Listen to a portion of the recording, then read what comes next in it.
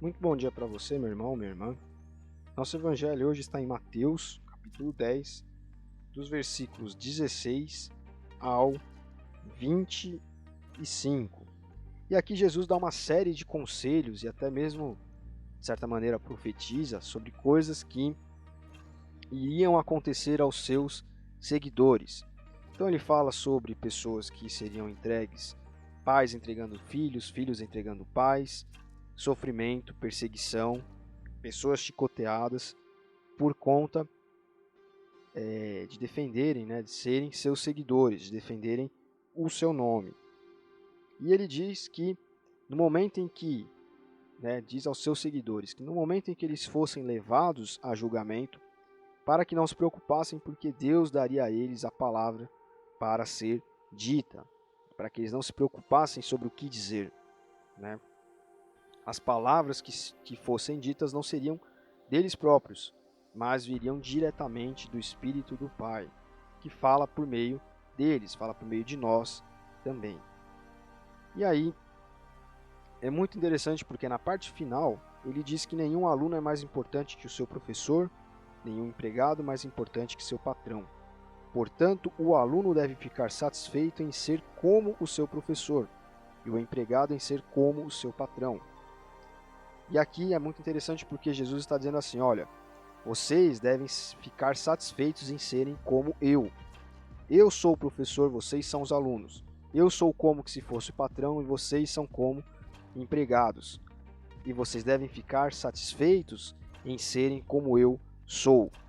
Mas aí não é só a questão de ser como Cristo é. Ele conclui aqui dizendo assim, se o chefe da família é chamado de Beelzebul e os fariseus, os mestres da lei, diziam que Jesus estava dominado pelo príncipe dos demônios, que era Beelzebul, então as pessoas dessa família serão xingadas de nomes piores ainda. Então aqui Jesus está dizendo para nós o seguinte, olha, eles me chamam de chefe dos demônios, de Beelzebul. Muito mais, imagine o que vão fazer com vocês. Se xingam o patrão, o professor dessa forma, imagine o que farão com os alunos e com os empregados, que na analogia aqui seriam seguidores de Cristo. E isso aqui a gente vê acontecendo em toda a história da igreja. Em toda a história da igreja. E a história da igreja está repleta de martírios, de mártires. Em toda a história há os mártires, existem os martírios por amor à causa de Cristo. Em toda a história da igreja nós vemos o ódio à fé cristã. Isso mesmo em outros tempos onde o mundo, digamos assim, era mais cristianizado do que é hoje. O mundo de uma maneira geral, mas a perseguição ela sempre há, às vezes um lugar que hoje não há perseguição, em outros tempos houve, e assim sucessivamente, nos vários pontos do globo. E para nós hoje, fica aqui muito forte o seguinte, se o chefe da família, se Cristo é chamado de Beelzebul, muito mais, então as pessoas dessa família serão xingadas de nomes piores ainda. Hoje nós aqui, vamos falar de Brasil, de Ocidente, nós sofremos justamente com xingamentos. As pessoas dizem que o crente é boboca, que o pastor é ladrão, que o católico é carola, enfim. Eles xingam, eles colocam todos os cristãos num bolo só. Intolerantes, que o cristianismo é a religião dos opressores, é a superestrutura que mantém as desigualdades na sociedade, que mantém o trabalhador alienado, etc. E isso ao longo aí das últimas décadas, dos últimos séculos, nós vimos bastante acontecer, principalmente por uma ala dita progressista, dita aí de esquerda, marxista, etc., que coloca, grande parte dessas pessoas coloca o cristianismo dessa maneira, como uma religião de intolerância, como uma religião de fascistas, como uma religião de hipócritas, como uma crença das desigualdades, enfim, por aí vai. Zombam, do nome de Jesus, como fizeram no carnaval aí alguns anos atrás. Zombam da figura, não só do nome, mas da figura de Jesus. Zombam, inclusive, dos seguidores dele. Então, o que nós mais sofremos são com as pechas. O que mais atinge a igreja no Ocidente aqui, não só no Brasil, em outros países também da Europa, Estados Unidos, aqui nas Américas, etc., são as pechas que são colocadas. Ideologias como feminismo, ideologia LGBT, que trazem aí a reboque a sodomia, a sexualização de crianças, a abertura à prática do aborto, invadem igrejas, né? Eu estou gravando isso na metade de julho. E na metade de julho nós temos notícias de igrejas nos Estados Unidos sendo invadidas, destruídas, porque o Supremo Tribunal lá dos Estados Unidos, americano, julgou uma sentença que desflexibilizou de algumas formas, né, em alguns casos, deu permissão para que cada estado naquele país legisle sobre o aborto. E aí a flexibilização para o aborto será diminuída em muitos lugares lá. Então isso gerou essa revolta contra a igreja. Então vejam bem, Jesus aqui já está nos alertando. Ele está alertando você que você será chamado de todos esses nomes.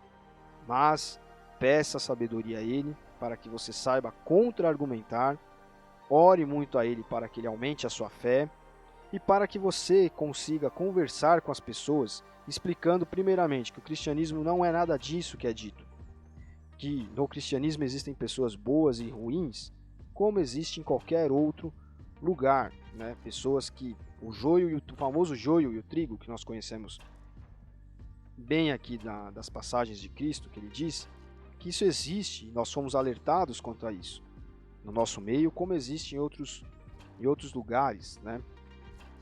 E ore também muito para que você possa ser luz, um farol para pessoas que por acaso estejam se deixando levar por essa conversa, se deixando levar por essa propaganda anticristã que existe na nossa sociedade.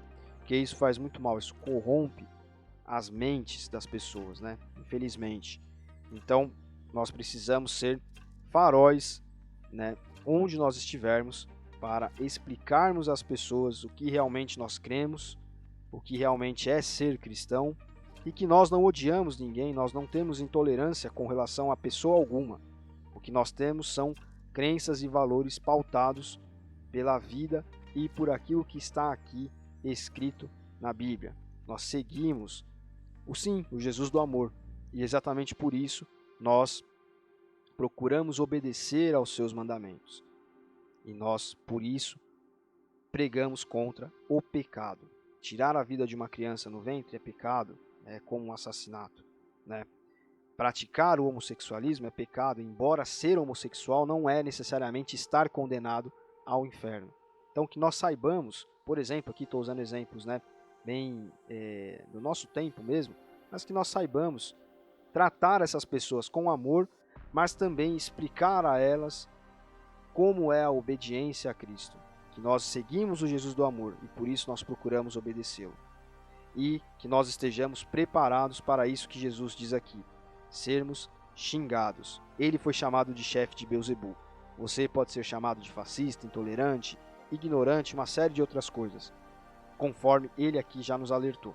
Mas ele também nos dá força para suportar, nos dá sabedoria, inclusive, para explicar com amor, com ordem, com decência para essas pessoas quem é Cristo, no que nós acreditamos e quem nós estamos tentando ser, a quem nós imitamos. Então, todas essas pessoas são bem-vindas na Igreja de Jesus, desde que optem por obedecê-lo. Entrem na caminhada da santidade de obediência a Deus, que é o que também nós estamos tentando fazer. Então, Deus abençoe você. Até amanhã.